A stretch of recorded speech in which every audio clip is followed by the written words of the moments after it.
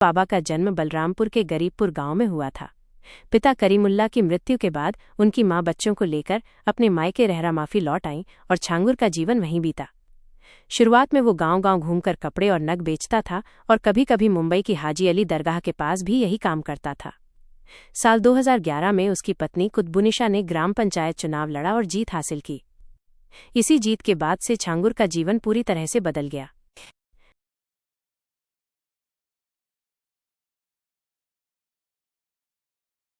नग बेचने का काम जारी रखा। उसके द्वारा दिए गए नगों को भाग्यशाली मानने वाले अधिकारियों और व्यापारियों की संख्या बढ़ती गई।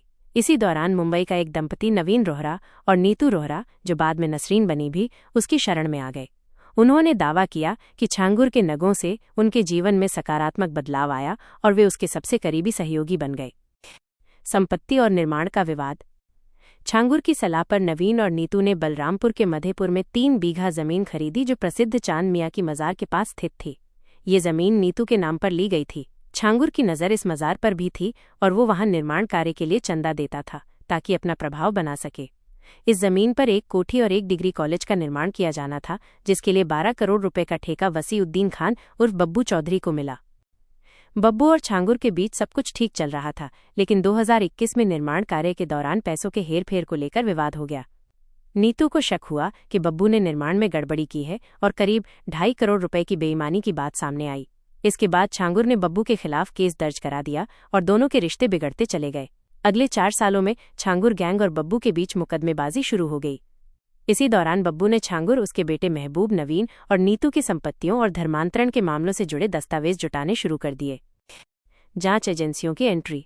स्थानीय प्रशासन और पुलिस थानों में की गई शिकायतों का कोई असर नहीं हुआ। बताया जाता है कि छांगुर की अफसरों से इतनी नज़दीकी थी कि कोई भी कार्रवाई करने से कतराता था। अंततः बब्बू ने पूरे दस्तावेज और सबूत पीएमओ प्रधानमंत्री कार्यालय को भेज दिए। जब वहां से कार्रवाई के आदेश आए तो उत्तर प्रदेश की एटीएस, आतंकवाद निरोधक दस्ता, और एसटीएफ, विशेष कार्यबल, हरकत में आ गई। एसटीएफ ने छांगुर समेत अन्य आरोपियों को पूछताछ के लिए बुलाया, लेकिन सभी ने पेश होने के बजाय हाईकोर्ट की शरण ले ली। हाईकोर्ट ने भी कार्रवाई रोकने से इनकार कर दिया। इसके बाद एसटीएफ ने फिर से मुकदमा दर्ज किया, जिसमें धर्मांतरण, धोखाधड़ी और अवैध निर्माण जैसे गंभीर आरोप शामिल थे। छांगुर गैंग ने इसके खिलाफ भी कोर्ट में अपील की, लेकिन उन्हें कोई राहत नहीं मिली। धर्मांतरण का चौंकाने वाला खुलासा। एसटीएफ की जांच में औरैया से एक चौंकाने वाला मामला सामने आया, जिसमें एक युवती का धर्म परिवर्तन कर उसे इस्लाम कबूल कराया गया और फिर उसका निकाह कराया गया। इसके बाद उसके साथ जो हुआ वो बेहद चौंकाने वाला था। जांच एजेंसियों ने छांगुर बाबा के नेटवर्क को गंभीरता से लेते हुए अन्य जिलों से भी सूचनाएं एकत्र करनी शुरू कर दी हैं।